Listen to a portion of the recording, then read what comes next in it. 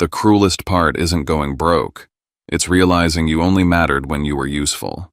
A man pretends he's lost everything and knocks on doors begging for one safe night. And what he gets from his wealthy siblings isn't a hug, not even, "Are you okay?" It's fear of being judged and a door slammed right in his face. There's a saying for this: when everything falls apart, the ones who stay are your real family. So when their kindness only shows up after they learn there's still a $100 million check on the table, what's the right move? Cut them off to protect your dignity, or make them pay the price of real change over time? Before we dive into today's story, let us know where you're tuning in from. It's always amazing to see how far these stories travel. And if you haven't yet subscribed so you don't miss what comes next in this journey. Now, let's listen to him from the heart. The February air in Austin had that dry, cutting bite that slipped under every layer, the kind of cold that didn't feel dramatic until it settled in your bones and refused to leave. I pulled my thrift store coat tighter around my chest and kept my head down the way people do when they're trying to disappear. Which was the whole point. My hair was greasy on purpose, flattened by 3 days without a proper wash. My hands were smeared with dirt I'd worked under my nails until they looked permanent. The soles of my shoes were peeling like tired skin, and every step rubbed a raw line into my heel that I could feel filling with warmth blood before the wind stole it away again. The plastic bag in my fist was torn down one side. Everything I owned for this little performance, an old sweatshirt, a cracked phone charger, a half-empty bottle of water, was bundled like a joke. I didn't look like Evander Van Slade, 31 years old, the guy who usually moved through the city with a clean jacket and a quiet sense of control. I looked like the man Austin stepped around without seeing. And that was exactly what I needed to be. Westlake Crest glowed ahead of me like a private planet. Tall hedges cut sharp lines beneath discreet lighting. Stonework that looked like it had been imported from somewhere old and expensive. A gated entrance with a camera that could probably count the pores on my face. I stopped outside it and stared for a second at my own reflection in the polished black panel beside the intercom. The guy staring back looked hollow. I pressed the button anyway. A buzz, then the hollow click of a speaker coming to life. Blair's voice came through like she was already bored with whoever I was. "Hello." She didn't ask who, didn't ask what I wanted. Her tone had the same tired impatience she used on people who interrupted her day. I swallowed the metallic taste in my mouth and kept it simple because the truth always shows up best when you don't dress it up. "It's me," I said. "It's Van. I lost everything. I need a place to sleep. Just one night." There was a pause long enough for me to picture her perfectly shaped eyebrows lifting, her mind running through options like she was sorting laundry by color. Then instead of the gate swinging open, it unlocked and slid just a few inches, like she was compromising with the idea of compassion. A sliver of space, not an invitation. I pushed through and walked up the stone path I'd seen in family photos and on social media. Blair had posted it like it was a trophy: the fountain at the entrance, the trimmed boxwoods, the front door that looked like it belonged on a magazine cover. The door opened before I even reached the steps, and there she was, blocking the frame with her whole body as if I were a salesman with bad timing. Blair Ashford, my sister, looked flawless in a soft, expensive athleisure set. Her hair was smooth and glossy. Her nails were fresh. Everything about her said comfort, safety, control. Her eyes moved over me like I was something on the sidewalk she didn't want to step in.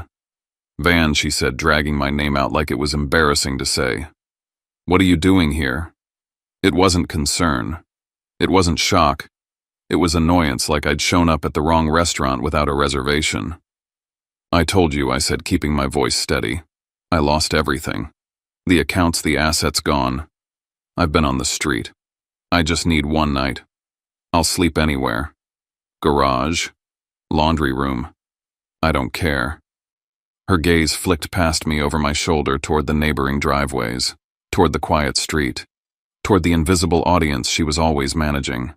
That single glance hit harder than the wind. "Van, this is not a good time," she said, lowering her voice. "I have people coming tonight. Important people. And you know the HOA here is insane. If anyone sees your brother," I asked before I could stop myself. She tightened her jaw like I'd insulted her. "I'm saying it's complicated," she snapped. Then she softened it instantly like she always did, slipping a silk ribbon over the blade. You need help from professionals, shelters, organizations. They have resources. It's better for you. Better for me.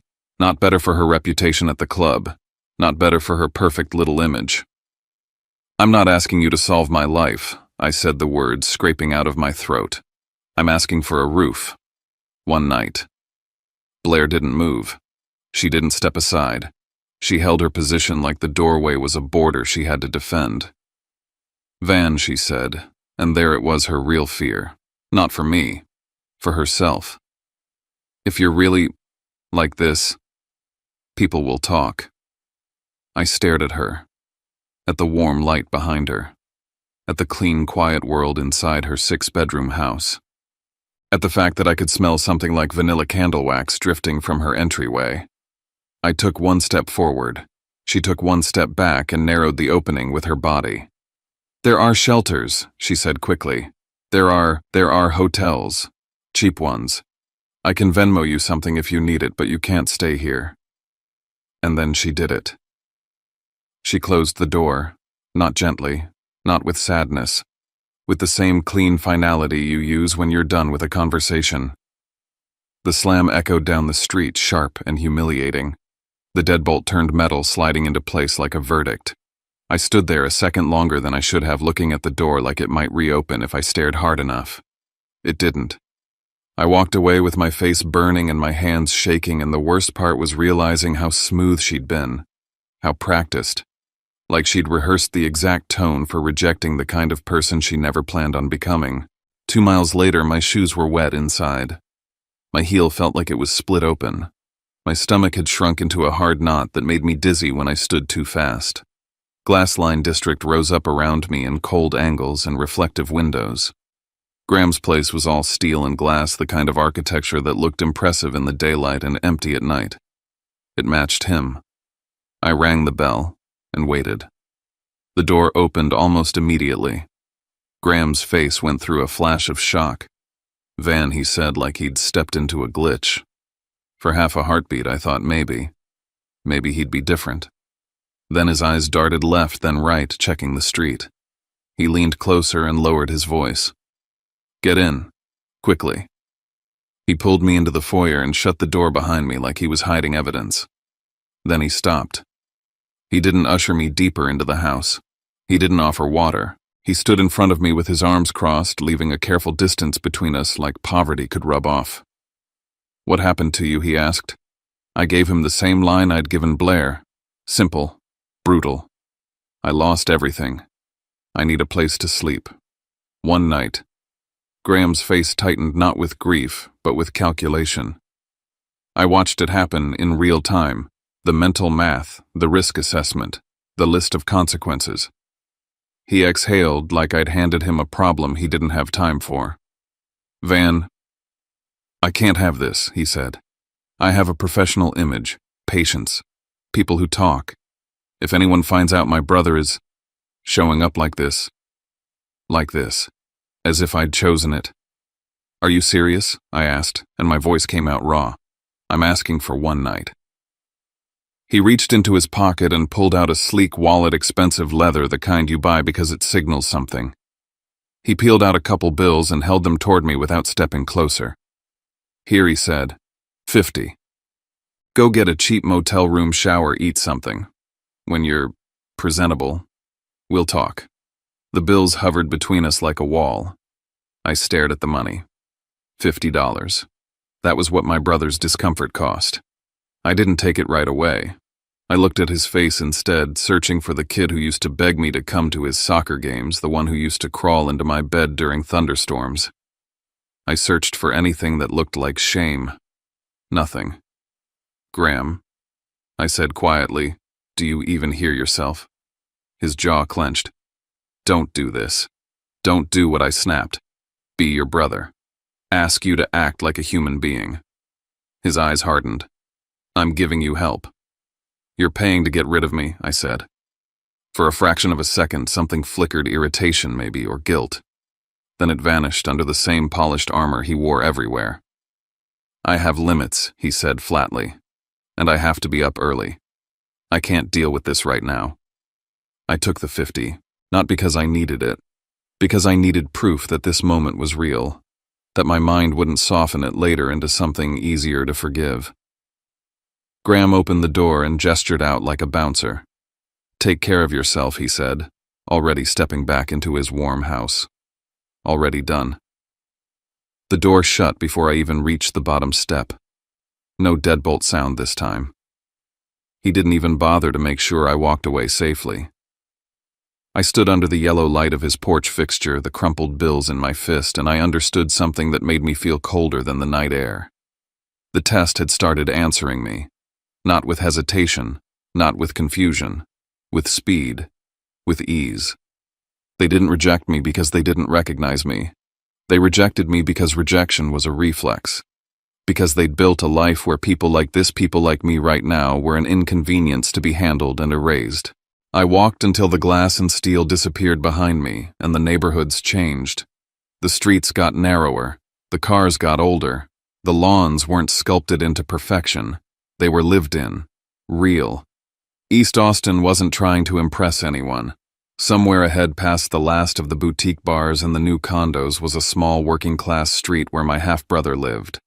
Miles Calder, a public school teacher, a man everyone in my family treated like a footnote, and the part that made my throat tighten was admitting the truth I didn't want to face. I'd been part of it. I'd rolled my eyes at his choice to teach. I'd smiled politely when Blair joked about his salary. I'd let Graham's condescension float across dinner tables without shutting it down the way I should have. I'd told myself I was keeping the peace. All I'd really done was teach them that cruelty had no consequences. The wind pushed against my back, urging me forward. My bag tore a little more. My shoes stuck to the sidewalk with each step. I stared at the dark line of houses ahead and felt something twist in my chest, fear that had nothing to do with the cold. Because there was one door left. And if Miles closed it too, then I wasn't just going to lose my faith in my family. I was going to lose it in myself. But the truth, the thing I hadn't let myself say out loud yet, was that this wasn't only about finding out who would shelter me. 3 weeks earlier, I'd found something in our family's books that didn't make sense. A small irregularity, a signature that didn't match, a transfer that had my name on it but didn't feel like mine. Blair and Graham had been hungry lately, not for food, for control. And this brutal little test, it wasn't just a way to see their hearts. It was a way to drag them into the light. 3 weeks earlier, I was on the 23rd floor of my building looking down at Austin like it belonged to someone else. At night, the city lights made everything look clean, forgivable, like mistakes couldn't survive in all that glow. My office was quiet enough that I could hear the hum of the HVAC, the faint buzz of the refrigerator behind the bar, the click of my own pen against a legal pad I wasn't actually writing on. I'd been sitting there too long staring at numbers that should have been boring. They weren't. Because numbers don't lie. They just reveal what people hope you won't notice. My phone buzzed on the desk. Blair. I didn't answer right away. I watched it ring until it stopped.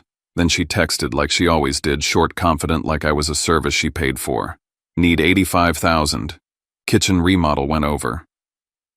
HOA board is coming through next month. Call me. $85,000. For a kitchen. Before I could even process the anger rising in my throat, the phone buzzed again. Graham. Van, he said when I answered, not even bothering with hello. I've got an opportunity. It's time sensitive. I need 75, maybe 90 if you can swing it. I'll pay it back. He always said that part like it made it cleaner. Pay it back, I repeated, staring at the skyline. Yeah, he said quickly. It's a deal with a friend. It's solid. I just need you to move fast. What is it? I asked. A pause. Then a vague answer dressed up in confidence. It's complicated. I'll explain later. But you know I wouldn't bring you anything that wasn't worth it. I ended the call without agreeing to anything, which felt like pulling my hand out of a trap. Then a few minutes later, the phone buzzed again. Miles. Hey, he said, and his voice alone sounded like a different family. Just checking in. You've been working a lot. You eating, sleeping. I leaned back in my chair and stared at the ceiling for a second, embarrassed by the sting behind my eyes. "I'm fine," I said. "Okay," he replied gently. "Just wanted you to know I'm here. No request, no urgency, no number attached to the conversation." When the call ended, I sat there with the quiet around me and felt something inside shift, something ugly and undeniable. Two siblings who only reached for me when they wanted money. One half-brother who reached for me because I was a person. I opened a folder on my computer labeled Family, an understatement like calling a hurricane weather. Inside were statements, transfers, trust distributions, records from years of me solving problems with my signature. I'd told myself I was being a good brother, a responsible one, the one who kept things running after our father died and left more money than he left guidance. What I'd really become was a walking ATM with a pulse. I remembered the early days after Dad was gone when Blair cried in my kitchen and swore she'd never ask for anything again. When Graham promised he was going to build something real and just needed one push. I remembered myself saying yes too quickly because I didn't want to be the cold one. I didn't want to be the brother everyone whispered about at family gatherings, the one who forgot where he came from. So I paid. I covered. I smoothed things over. And little by little, without realizing it, I taught them a lesson. That love came with a wire transfer. That family meant rescue.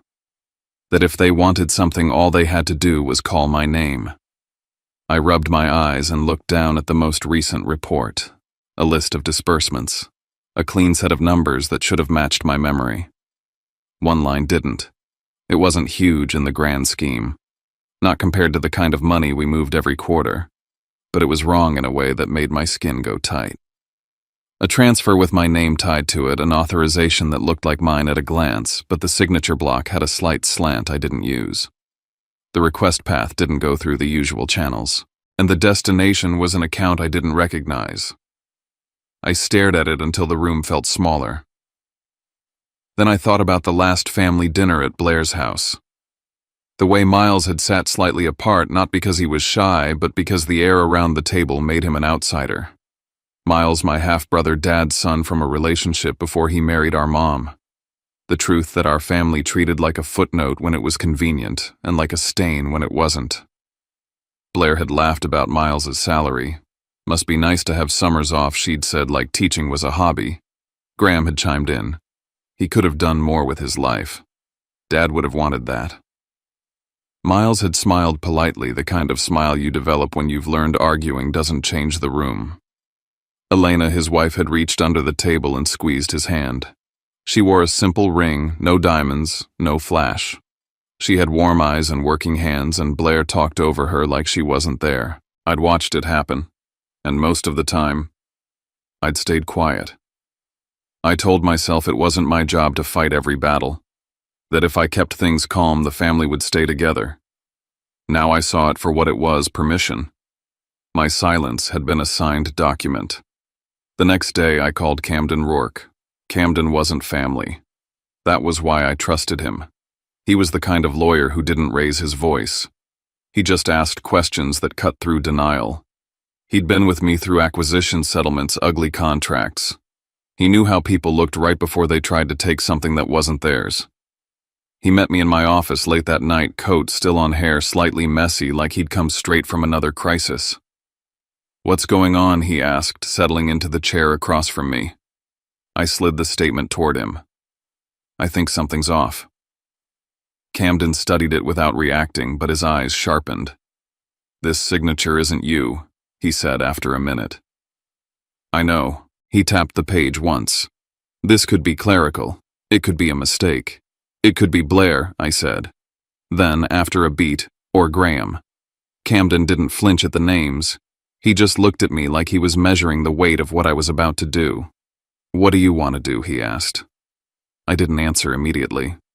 Because the truth was, what I wanted to do was kick down doors. Demand confessions. Make them afraid. But fear didn't change people. It just made them better liars. "I want to know who they are when there's nothing in it for them," I said finally. Camden's brow creased. I leaned forward. I'm going to disappear. His eyes narrowed. No. I'm going to pretend I lost everything. I continued, my voice steady even as my stomach rolled. I'm going to show up at their doors looking broke and desperate. I'm going to ask for shelter. One night. No warning. No time to rehearse. Camden stared at me like I'd just confessed a crime. That's not a legal strategy, he said. That's a psychological landmine. It's the only way to see the truth, I replied. It's dangerous, he shot back. You're not invincible. You could get hurt out there. You could get arrested. You could get sick. And if your siblings realize you're gone, that's part of it, I said. Camden's voice went colder. If Blair and Graham are doing what you suspect, your absence gives them room. They can try to formalize control. They can file paperwork. They can move fast while you're out playing homeless. The word playing made something sharp twist in my chest because I knew he was right. Then we set safeguards, I said. Camden exhaled hard through his nose. What safeguards? I want security watching from a distance, I said. No mesh, no intervening unless I'm in real danger. And I want you ready in the morning with something they can't talk their way out of. Camden studied me. What does that mean? It means proof, I said. Documents. Authority. A consequence big enough to stop them from treating this like a misunderstanding. Camden's eyes held mine. You're asking me to be part of a stunt. I'm asking you to help me see the truth before it kills what's left of this family, I said. He was quiet a long moment, then nodded once reluctantly like a man stepping into a storm because his client was already walking into it alone. All right, he said. If you do this, you do it with a burner phone. You call me if anything goes sideways. I'll have a car nearby. Security will keep eyes on you. And in the morning, I'll be there. I hesitated because there was one more truth I wasn't giving him. I didn't tell Camden that a week earlier I'd seen another transaction, one that brushed the edge of a trust account tied to my name. Something subtle, easy to miss, the kind of move someone made when they thought no one was watching. I didn't tell him because I wasn't sure yet. Because if I said it out loud, it became real. Because part of me still wanted to believe Blair and Graham were just selfish, not predatory. But deep down, I knew. And that was why the test needed to be real enough to hurt. So I did it. I stripped my life down to a plastic bag and a dirty coat. I stepped out of my condo and into the cold like I was stepping out of a lie. I walked the city until my feet blistered. I let people look through me. The first night I slept at the bus station because it was bright enough to feel safer and crowded enough to disappear. The air smelled like old coffee and bleach and desperation. A man shouted at a wall for an hour. A teenager cried into his hoodie with his back against a vending machine. Near dawn, an older woman slid down beside me on the bench, her face lined in a way that told the story before her mouth ever opened. You got kids, she asked. Yeah, I said. She let out a humorless laugh. Mine forgot I exist 5 years ago. I didn't know what to say. She stared straight ahead. You'll learn something out here, she continued, voice flat. People don't ignore the homeless because they hate them. They ignore them because they're terrified it could be them. I thought about that all day. By the third night, the cold had turned from sensation to a kind of numbness that scared me more.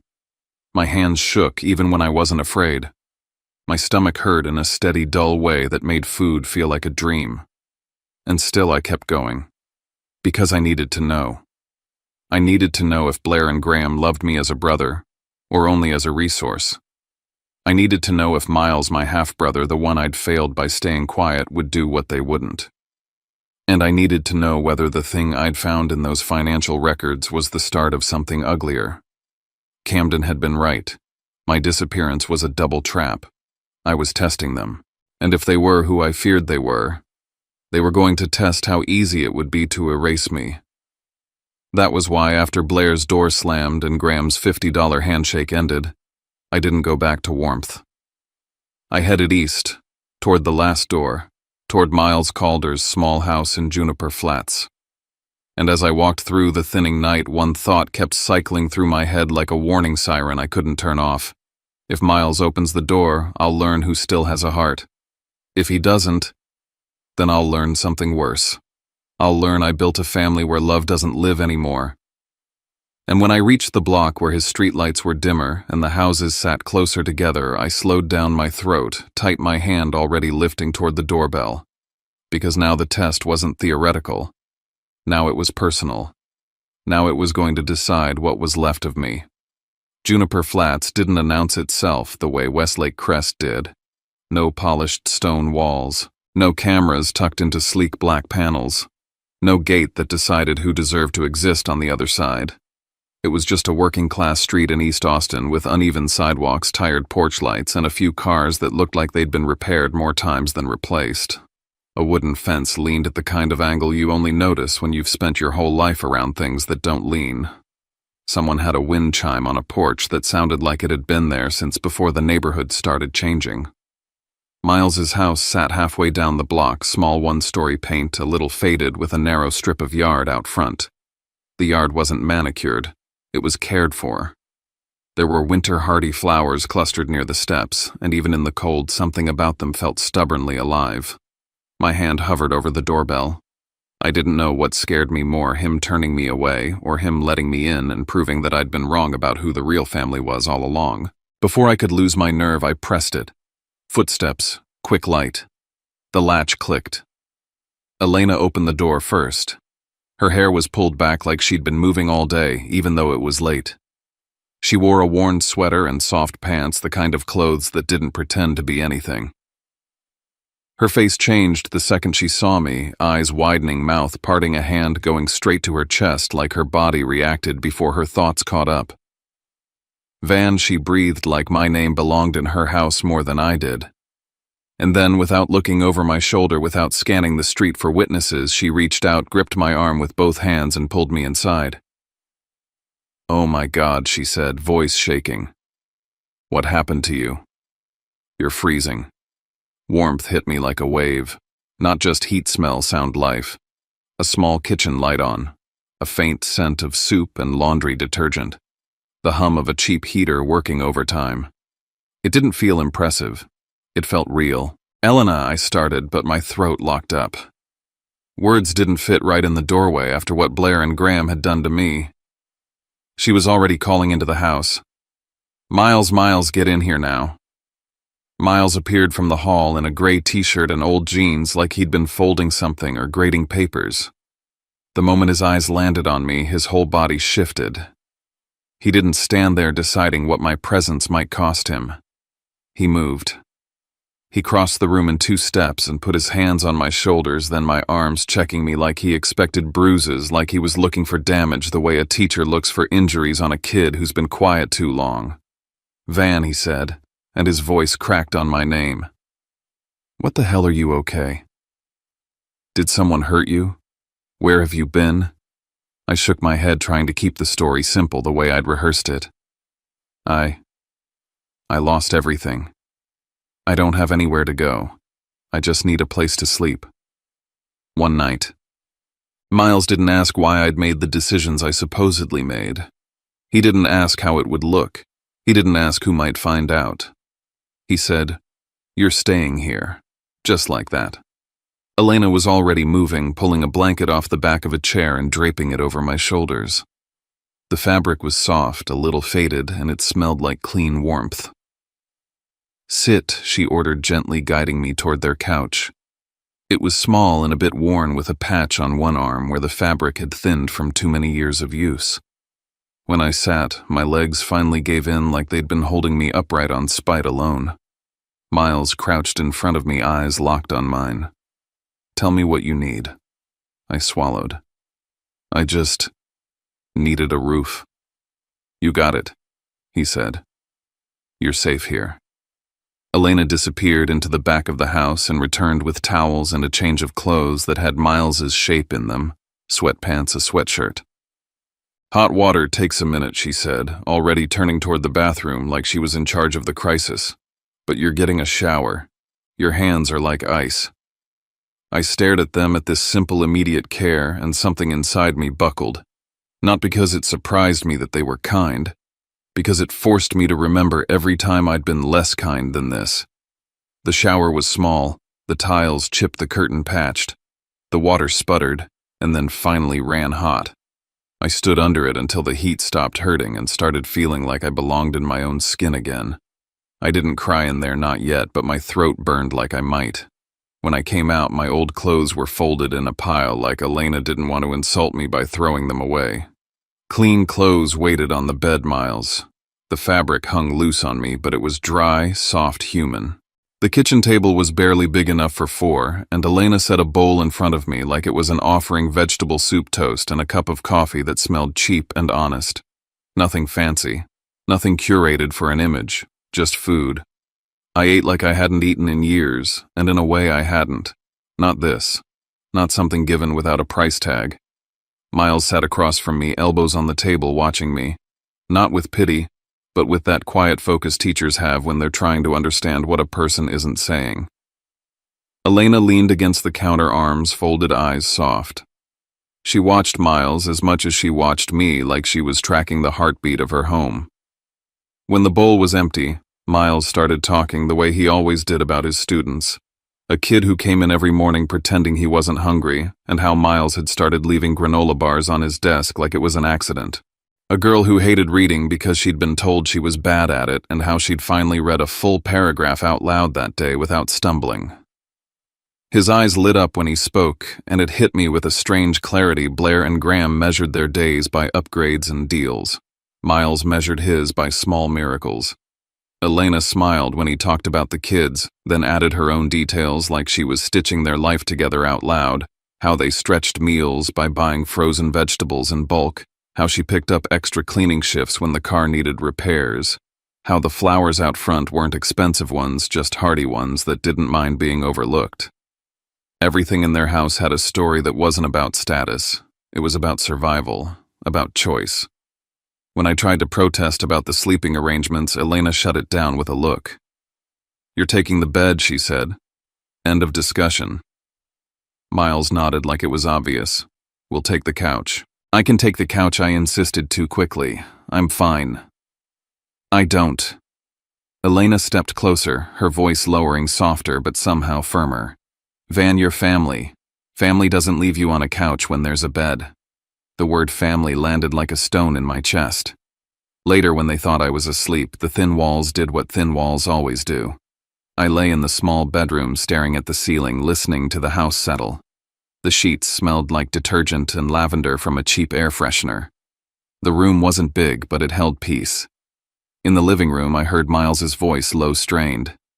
"Elena, we can't afford another person right now." "Not really. My paycheck barely." "I know." Elena replied, calm in a way that made my skin tighten. "I've been thinking about it." A drawer opened. I heard metal clink softly. "We can sell it," she said. There was a pause. Miles's voice came sharper. "No." "Why not?" Elena asked, and she didn't sound dramatic. She sounded practical. "It's just a ring. Our marriage isn't in a piece of metal." My chest went cold again, but this time it had nothing to do with the air. Miles exhaled like he was fighting himself. "That ring, it matters to you. It mattered when we bought it because it meant we chose each other," Elena said. "We're still choosing each other. And right now your brother needs food. He needs warmth. He needs time to figure out what's next." "How much would we even get?" Miles asked, and the question sounded like surrender. "A couple hundred," Elena said. "Maybe 3. Enough to buy groceries for a few weeks, enough to make sure he doesn't feel like a burden every time he takes a sip of coffee." I closed my eyes hard. I'd watched Blair shut a door behind a chandelier. I'd watched Graham try to buy me off with $50. And here, in the only house on my list that didn't come with a gate code, a woman I'd barely defended at family dinners was talking about pawning the only symbol they owned that looked even remotely like luxury. Not because she wanted credit, because she didn't know how to do it any other way. A minute later, I heard them settling onto the couch springs, creaking, fabric shifting.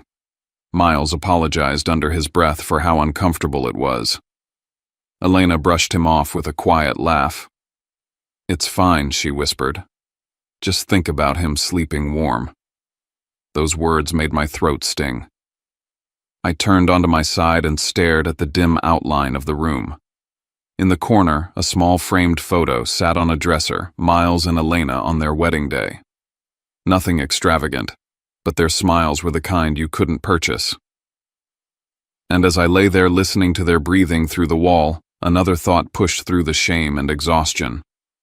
Miles had tried to warn me before. It came to me suddenly like a light flicking on in a dark hallway, an email I'd skimmed weeks ago and dismissed because I was busy. A message from Miles with a subject line that felt too cautious to take seriously. You should double-check the paperwork. I'd assumed it was him worrying about something he didn't understand. Miles worrying like he always did. I'd told myself I'd look at it later. Later had turned into this. My hand drifted toward the pocket of my old coat where I'd hidden the burner phone Camden gave me. I didn't pull it out. I didn't need to. I already knew. This house, this little honest house, was going to become something else in the morning. Not just refuge, a courtroom. And the only thing that frightened me more than Blair and Graham seeing the truth was imagining how they'd react when they realized they'd lost control of the story. Because people like them didn't just apologize. They counterattacked. Morning came gray and quiet, the kind of Austin dawn that made everything look softer than it felt. I woke to the smell of cheap coffee and toasted bread. For a second, I didn't remember where I was then.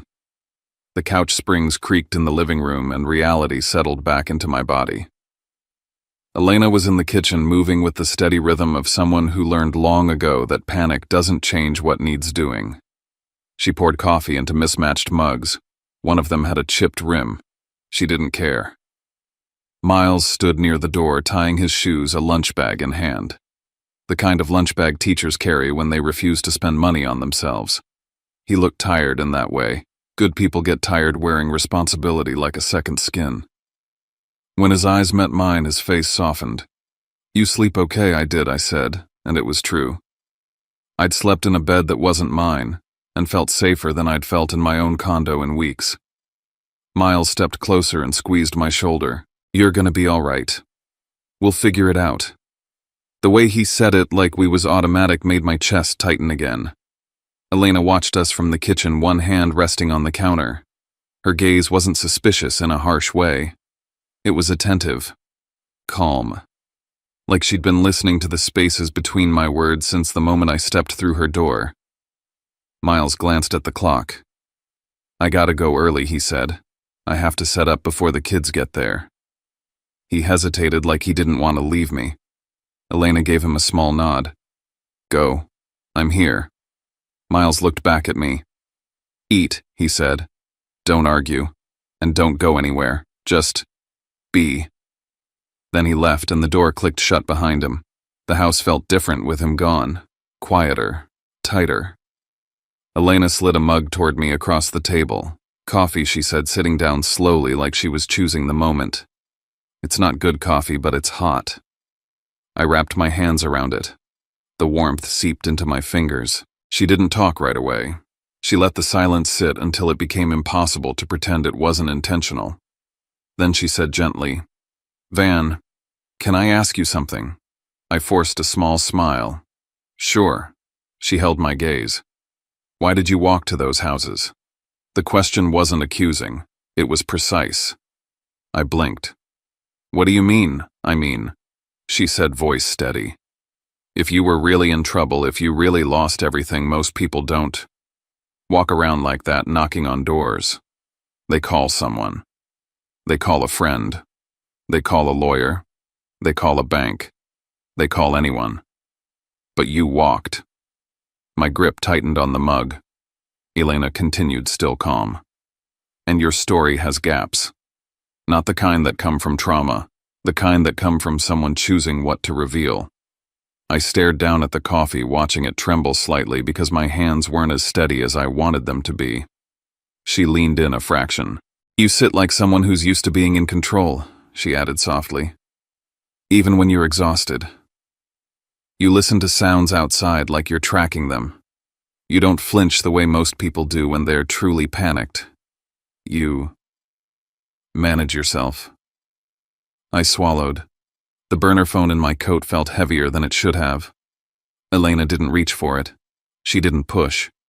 She waited, giving me a kind of respect Blair and Graham never gave anyone they considered beneath them. I exhaled slowly.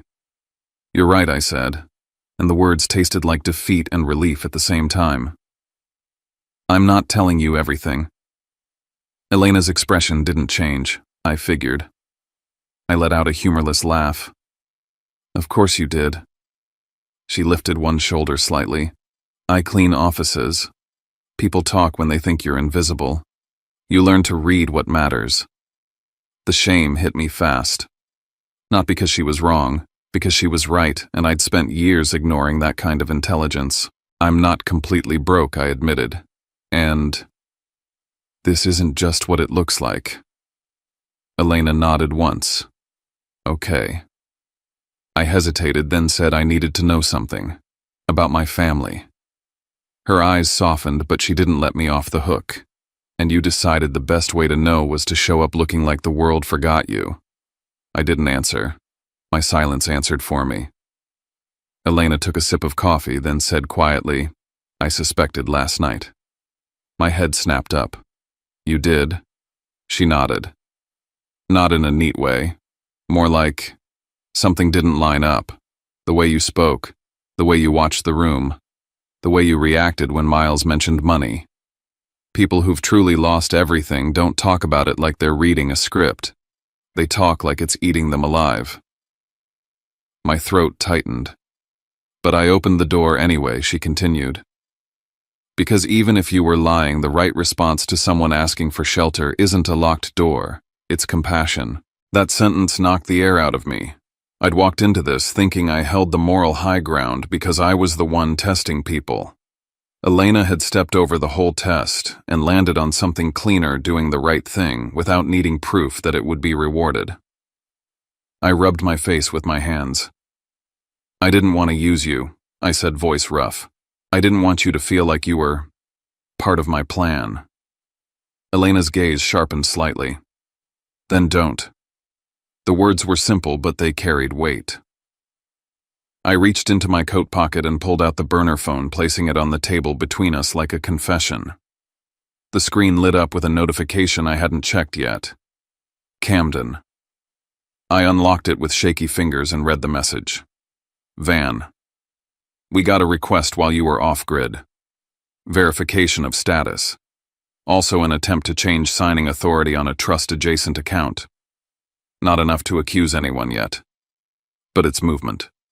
Call me when you can." My stomach turned. Elena watched my face. "What is it?" I stared at the message, the words blurring slightly because the truth was settling in like ice. "They're doing something," I said quietly. "While I'm gone." Elena didn't look surprised. She looked grimly validated. "I heard something once," she said after a moment, voice low, "at a family get-together. Blair was on the patio talking like she thought no one was listening. She mentioned paperwork and authorization, and made a joke about how, if Van is busy or unreachable, someone needs to be able to handle things. My blood went cold. "You didn't tell me that," I said. Elena's eyes held mine. "You didn't exactly make it easy to talk to you." The truth of that stung. I closed my eyes for a second and saw the dinner table again, Blair smirking. Graham smiling like he'd already won something. Miles sitting slightly apart. Elena quiet, watching everything. "How long have you been carrying that?" I asked. Elena exhaled. "Long enough to know you don't fix this by pretending it isn't happening." Silence stretched between us, thick with the sound of a garbage truck outside and a neighbor's dog barking, once then going quiet. Somewhere down the street, a car started and pulled away. I looked at the burner phone again. Camden's message felt like a clock ticking. "I haven't told Miles," I said. Elena's expression softened for a moment. "He loves you. He'll stand with you. But don't mistake his love for permission to treat him like a tool." The words hit hard because they were exactly what I deserved to hear. I swallowed. "What do you want from me?" Elena didn't hesitate. "Two things." My chest tightened. First, she said, Don't make decisions that burn everything down just because you're angry. Anger feels clean in the moment. It isn't. It leaves ash everywhere. I stared at her, realizing she was talking about more than my siblings. She was talking about me too, about the part of me that wanted to punish, to erase, to win. And second, she continued, voice firm, you owe Miles more than gratitude. You owe him an apology for every time you stayed quiet while they treated him like he didn't belong. Not a speech. Action. My throat went tight. You want me to say sorry? I want you to mean it, Elena corrected. And I want you to show it. In that moment, the power shifted in a way that felt almost unreal. I had money influence lawyers. And yet in this small kitchen with a chipped mug and cheap coffee, Elena was the one laying down the rules. Because she was right. Because decency was the only currency in this room. I nodded slowly. Okay. Elena's shoulders eased slightly, like she'd been holding tension since the second she opened the door last night. Good. I picked up the burner phone and stood, walking to the small window over the sink. Outside Juniper Flats was waking up people stepping onto porches, a neighbor dragging a trash bin to the curb, sunlight trying to break through gray clouds. This neighborhood didn't hide behind gates. It didn't pretend. My stomach churned anyway because I knew what was coming. I dialed Camden. He answered on the second ring. Van. I need to change the plan, I said, keeping my voice low. A pause. Talk to me. Come at the scheduled time, I said. Bring what you need to prove who I am. Bring security. And bring the package. Camden didn't interrupt. But do not bring the paperwork that locks in permanent punishments. I added the words, tasting like iron. Not today. Camden exhaled slowly. Understood. You want confrontation, not annihilation. Yes, I said, and my voice cracked slightly. I want the truth on the table. I want them to face what they did. But I'm not going to make irreversible moves in pure rage. Elena watched me from the table, her face unreadable but steady. Camden's voice came careful now. You realize they may come in swinging, right? I know, I said. And Van, he added quieter, if they were trying to shift authority while you were unreachable today matters. Keep your head. I will, I promised. I ended the call and stood there for a second, staring at the small sink, the dish rack, the little details of a life built on effort instead of entitlement. When I turned back, Elena was still watching me. I swallowed hard. When Miles gets home, I said, I'm telling him everything. Elena nodded once, approving. Good. I looked toward the hallway, imagining Miles in his classroom right now, writing on a whiteboard, handing out worksheets, making sure kids who came in hungry didn't feel ashamed about it. He'd been protecting people his whole life. Today I was about to drag him into a storm. And as the morning light grew brighter through the cheap curtains, one truth settled in my chest with heavy clarity. This house was going to be the battlefield. But it was also the place where I finally had to pay my debt to my half-brother, to his wife, and to the part of myself I'd let go quiet for too long. By the time the first black SUV rolled onto Juniper Flats, the neighborhood had fully woken up. It was just after 8:30. The air still carried a faint chill, but the sun had burned through most of the gray leaving that washed out Austin morning light that made everything look too honest to hide behind. Someone across the street was watering their lawn. A man 2 houses down loaded tools into the back of a pickup. Life moved on the way it always did here, quiet, practical, unconcerned with appearances. The SUV did not belong. It eased to the curb like a shadow, followed by a second one just as dark, just as deliberate. Engines idled low and controlled. Doors opened in sequence, not rushed, not dramatic. People noticed. Curtains shifted. A woman stepped onto her porch and froze mid-step, hand still on the screen door. Conversations lowered by a notch. Camden Rourke stepped out first. He wore a tailored charcoal suit that looked like it had never seen dust, never mind the uneven sidewalk he now stood on. A leather briefcase hung from his hand, polished enough to reflect the sky. 2 security men followed him, scanning the street without making a show of it. They didn't need to. The contrast did the work for them. Inside the house, Elena stood at the window for a moment watching the street change shape around those vehicles. Then she turned to me. "They're here," she said. Miles wasn't supposed to be. He'd left early for school, but less than an hour later, Elena's phone buzzed with a message that changed everything. A short call followed. Then the front door opened again and Miles came back in his lunch bag still in his hand, his brow furrowed. "What's going on?" he asked, eyes flicking from Elena to me. I didn't stall. Not anymore. "Miles," I said, standing up. "I need to tell you something. All of it." He nodded once. "Okay." The way he said it, steady open, made my stomach tighten more than anger ever could. "I'm not broke," I said. "Not the way I told you. I pretended to be." He didn't interrupt. "I disappeared on purpose," I continued. "I wanted to see who would help me when they thought I had nothing left. I went to Blair's house, then Graham's."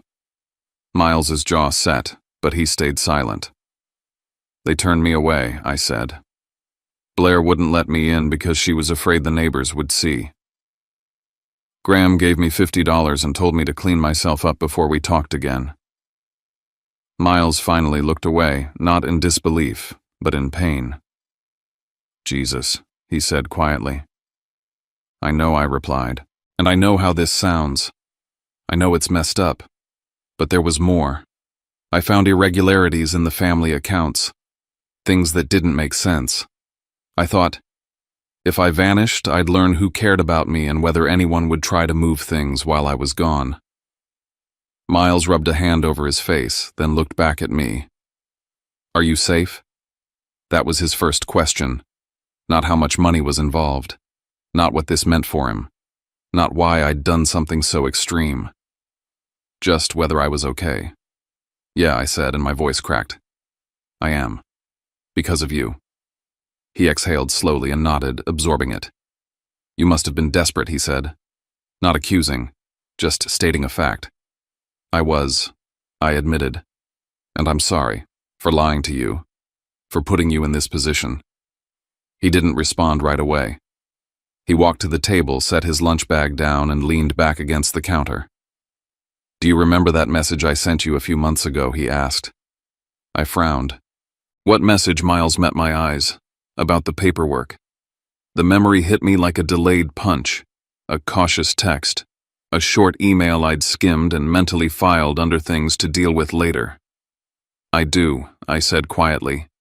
"I overheard Blair talking," he continued. "About authorization. About what happens if you're unavailable." I didn't understand all of it, but it felt off. "I tried to tell you." Shame crawled up my spine. I didn't listen. "No," he said gently. "You didn't."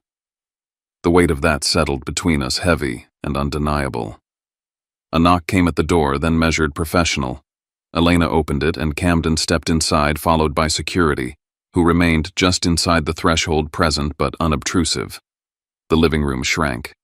Camden greeted Miles with a polite nod, then turned to me. "We're set," he said calmly. He opened the briefcase and spread documents across the small dining table, careful not to crowd Elena's space. "Your accounts are stable," he continued. "Your companies are operating under temporary authority as planned.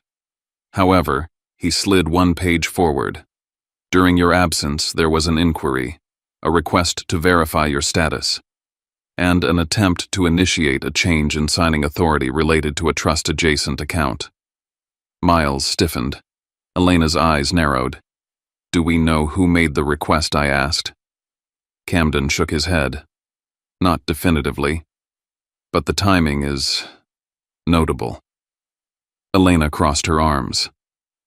"This house isn't a stage," she said quietly. "If this turns into something ugly, it won't happen for spectacle." Camden met her gaze respectfully. "Understood."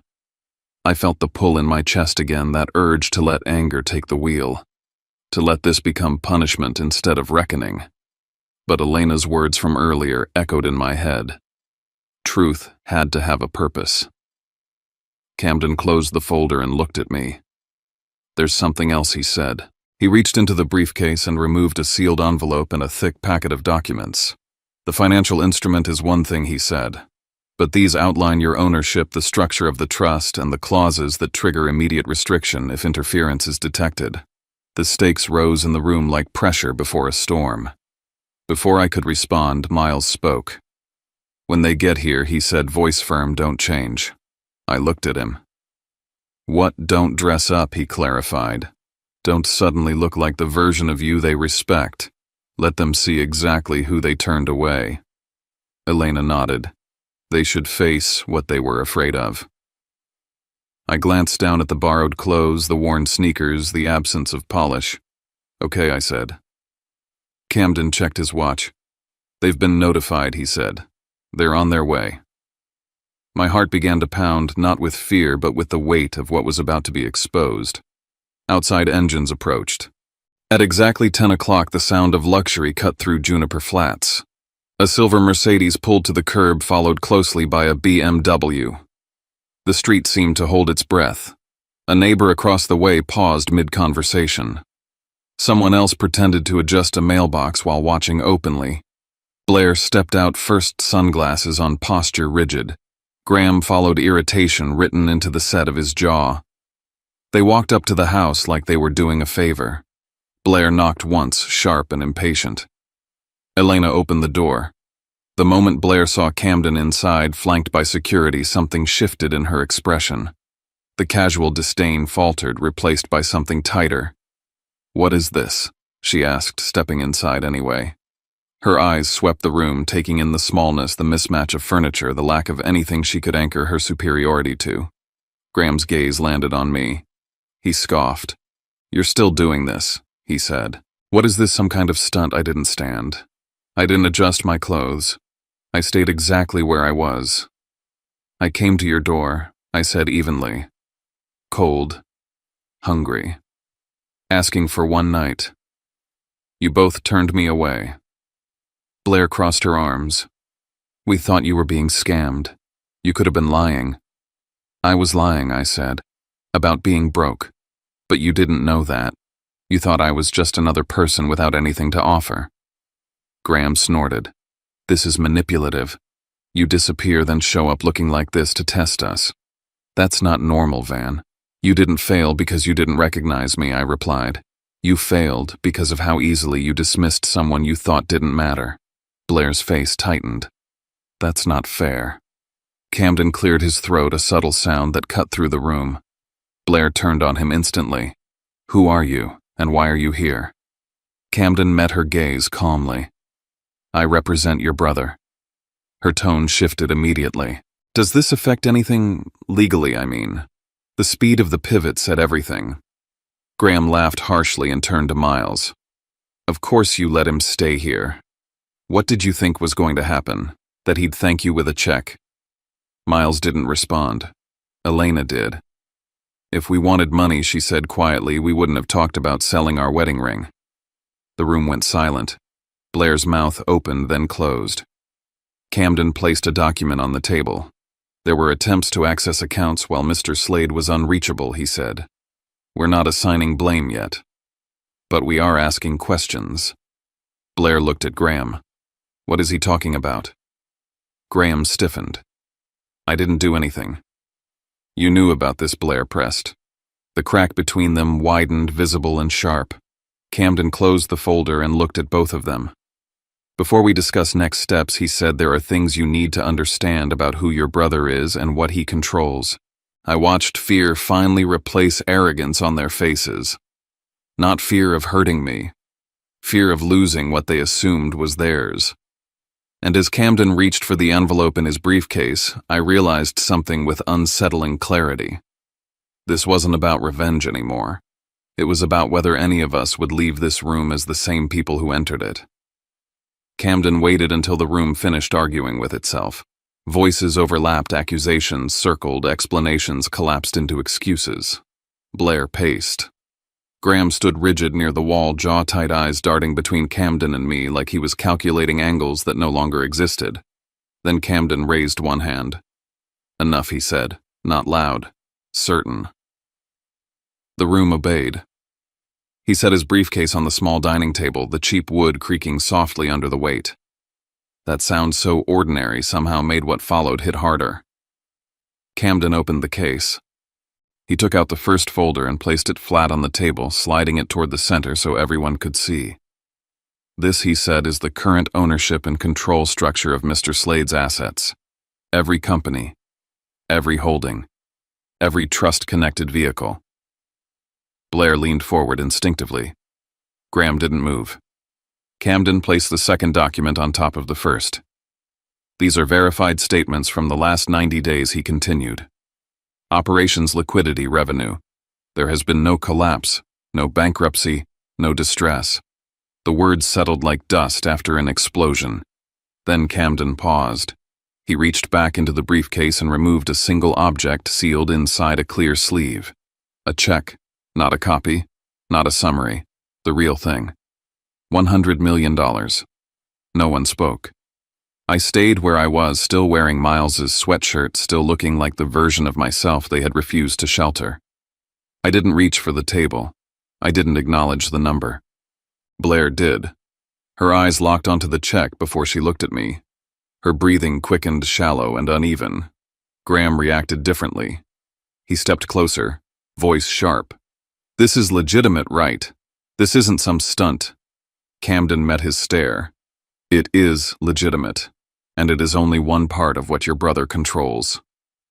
I watched them carefully then, not as siblings but as case studies. They weren't shaken by the thought of me sleeping in the cold.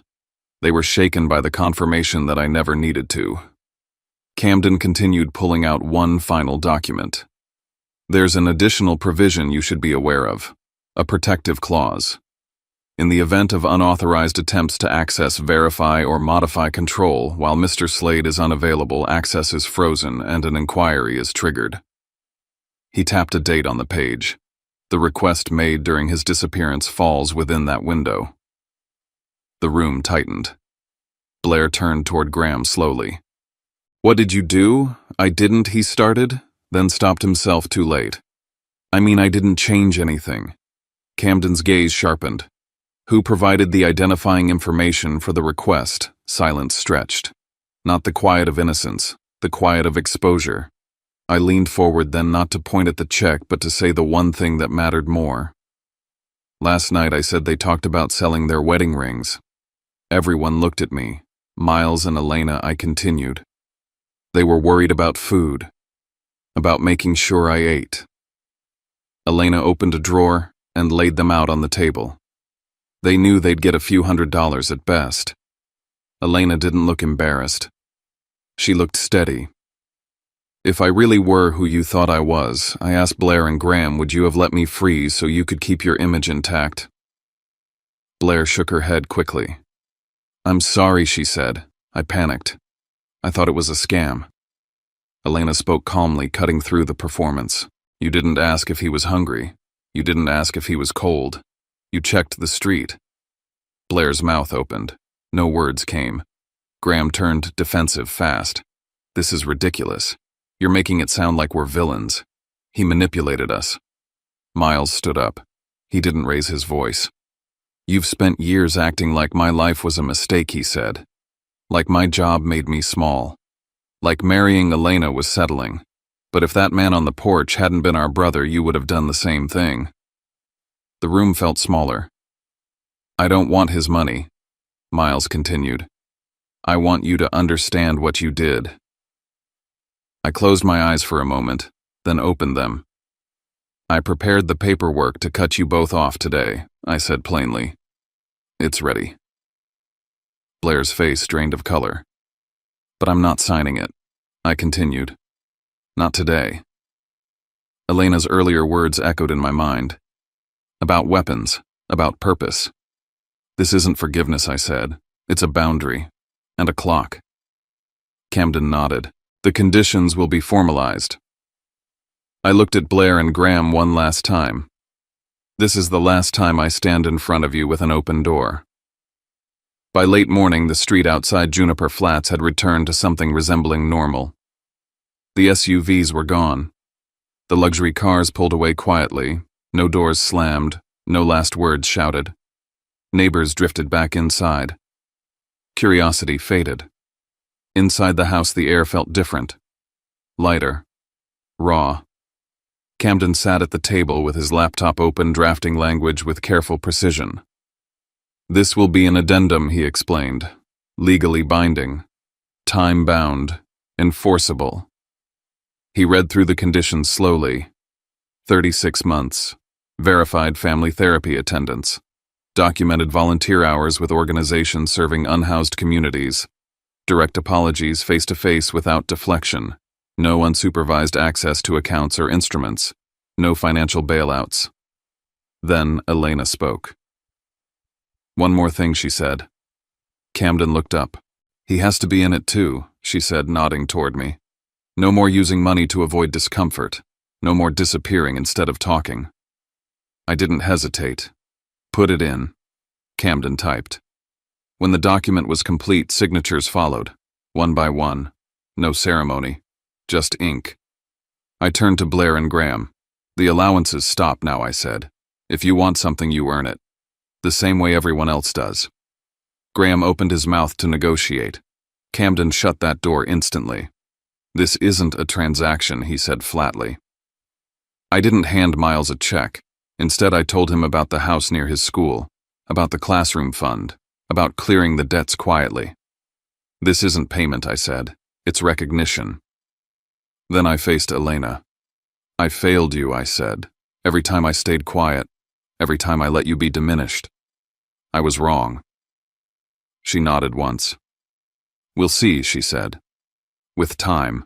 When Camden packed up and left when the paperwork was done and the future uncertain but defined, I sat back down on the same worn sofa where I'd slept. $100 million hadn't saved me. This place had. And for the first time in a long while, I understood what being rich was actually supposed to mean.